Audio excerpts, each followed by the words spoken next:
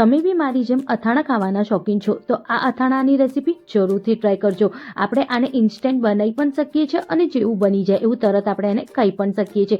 ખાવામાં બહુ જ ટેસ્ટી લાગે છે. આ અથાણાને આપણે 1 વર્ષ સુધી સ્ટોર પણ કરી શકીએ. કઈ રીતે સ્ટોર કરવાનું જેથી અથાણું ના બગડે એની ફૂલ ટિપ્સ હું તમને આપવાની છું, જેથી અથાણાનું કલર બી નહીં બદલાય, ટેસ્ટ બી નહીં બદલાય અને ફંગસ બી નહીં લાગે. અથાણાને બનાવવા માટે મેં અહીંયા 100 ગ્રામ જેટલી ફોલેલી લસણ લીધી છે.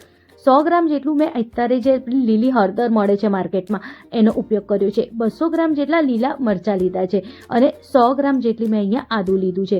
આદુને અને લીલી હળદરને પહેલાં આપણે સરસ રીતે વોશ કરવાનું. વોશ કરીને પછી આપણે એને છોલી લેવાનું છે. છોલ્યા પછી જ આપણે એનો ઉપયોગ કરવાનો છે.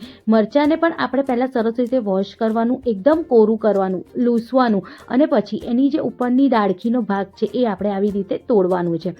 બસ આવી જ રીતે બધા મરચાંને પહેલાં આપણે એની ઉપરનો ભાગ કાઢી લઈશું અને પછી એક ચોપરમાં આપણે એને ચોપ કરીશું.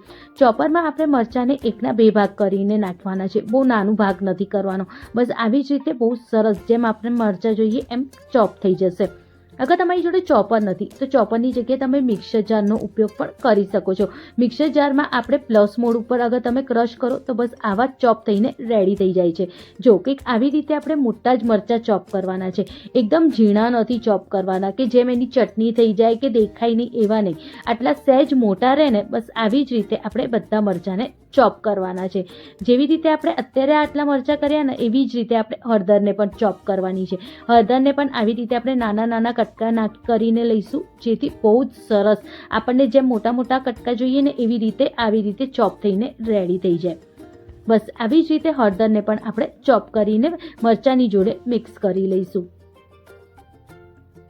જેવી રીતે આપણે હળદર અત્યારે ચોપ કરી છે ને બસ એવી જ રીતે આપણે અત્યારે આદુને અને લસણને પણ આવી જ રીતે આપણે ચોપ કરીને બધાની જોડે મિક્સ કરી દઈશું. જો કંઈક આદુને પણ આવા મોટા મોટા ચંક્સ દેખાવા જોઈએ, એકદમ ઝીણું આપણને નથી કરવાનું. જેટલા આ ચંક્સ મોટા હશે ને એટલું જ અથાણું ખાવાની મજા પડશે. જ્યારે બધું સરસ ચોપ થઈ જાય પછી આપણે એને મિક્સ કરી લઈશું. અગર તમારી જોડે ચોપર પણ નથી અને તમે મિક્સર જારમાં પણ નથી ચોપ કરવા માંગતા તો તમે આ બધાને એકદમ ઝીણું ઝીણું સમારી પણ શકો છો. જો હવે બધાને આપણે સરસ રીતે મિક્સ કરી દઈશું. અથાણાને બહુ ટેસ્ટી અને એક સરસ ફ્લેવર આપવા માટે આપણે એનો એક મસાલો રેડી કરવાનો છે.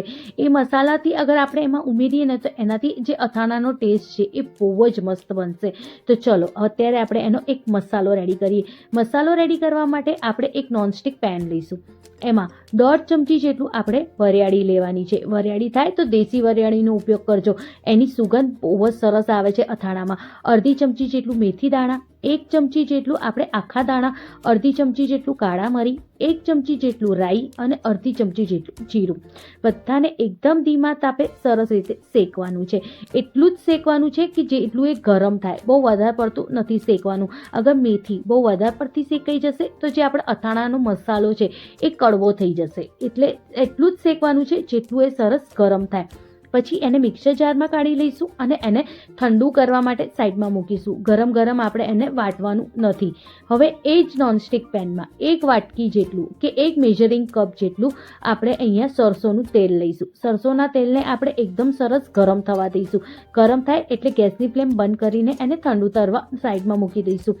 હવે આપણો મસાલો જ્યારે ઠંડો થઈ જાય એમાં 2 ચમચી જેટલું આપણે મીઠું ઉમેરીશું, 1 ચમચી જેટલું હલ્દી પાવડર અને 1 ચમચી જેટલું લાલ મિર્ચ પાવડર અને એમાં આપણે 1/4 ચમચી જેટલું હિંગ ઉમેરીશું.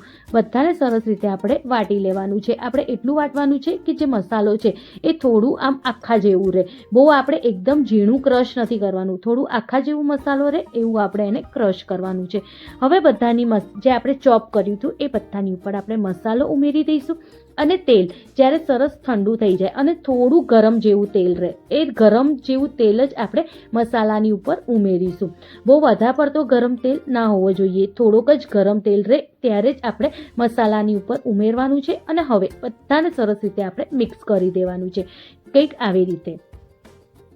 બસ આવી જ રીતે બધાને આપણે સરસ રીતે મિક્સ કરી દઈએ અને રેડી થઈ જાય આપણું એકદમ ઇન્સ્ટન્ટ અથાણું. આ અથાણાને તમે જેવું બને એવું તરત આપણે એને ખાઈ શકીએ છીએ. હવે લાંબા સમય સુધી આ અથાણું બગડે નહીં, એની અંદર ફંગસ ના લાગે, એનો કલર ના બદલાય અને ટેસ્ટ ના બદલાય એના માટે આપણે અહીંયા 1/4 કપ જેટલું વિનેગરનો ઉપયોગ કરીશું. અગર તમે ઓછું અથાણું બનાવો છો અને તમે વરસ સુધી સ્ટોર નથી કરવા માંગતા તો તમે આની અંદર લીંબુના રસનો ઉપયોગ પણ કરી શકો છો. પણ મેં આ અથાણું 1 વર્ષ સુધી રહે અને બગડે નહીં એટલા માટે મેં અહીંયા વિનેગરનો ઉપયોગ કર્યો છે. 1/4 કપ જેટલું વિનેગર ઉમેરીશું અને બધાને સરસ રીતે આપણે મિક્સ કરી દઈશું. 1-2 મહિના માટે અગર તમે આ અથાણું બનાવતા હો ને તો તમે 1 થી 2 લીંબુના રસનો ઉપયોગ પણ કરી શકો છો. એનાથી પણ આ અથાણું બહુ જ સરસ થાય છે. અને જો કેટલું સરસ ઇન્સ્ટન્ટ અથાણું રેડી છે. અથાણું વરસ સુધી બગડે નહીં એના માટે એક નાનો ટુકડો કોલસાની ઉપર થોડું ઘી ઉમેરીશું અને જે બરણીમાં આપણે વરસ માટે ભરવાના હોય એ બરણીને આવી રીતે ઊંધી કરીને આપણે મૂકી દેવાની છે, જેથી એની અંદર જેટલું બી પાણીનો ભાગ કે મોઇસ્ટ હશે એ બધું નીકળી જશે અને બરણી એકદમ સરસ થઈ જશે. બસ આવી જ રીતે કરીને જે અથાણું આપણે બનાવ્યું ને એ તરત જ આપણે બરણીમાં ભરી દઈશું. થાય તો કાચની બરણીમાં જ ભરવાનું, જેથી અથાણું વરસ સુધી બગડે નહીં. અગર તમે ચીની માટીમાં પણ ભરો છો તો પણ તમે આ પ્રોસેસ કરજો, એનાથી અથાણું સહેજ બી નહીં બગડે, સહેજ બી ફંગસ પણ નહીં લાગે અને સહેજ બી અથાણાનો ટેસ્ટ પણ નહીં બદલાય. અને તમે રોટલી, ભાખરી, પૂરી કે પરાઠા સાથે પણ ખાઈ શકો છો. મારા ઘરે તો વધારે પડતા અત્યારે શિયાળામાં પરાઠા બહુ બનતા હોય એટલે મારા ઘરે આ અથાણું પરાઠામાં વધારે ખવાય છે.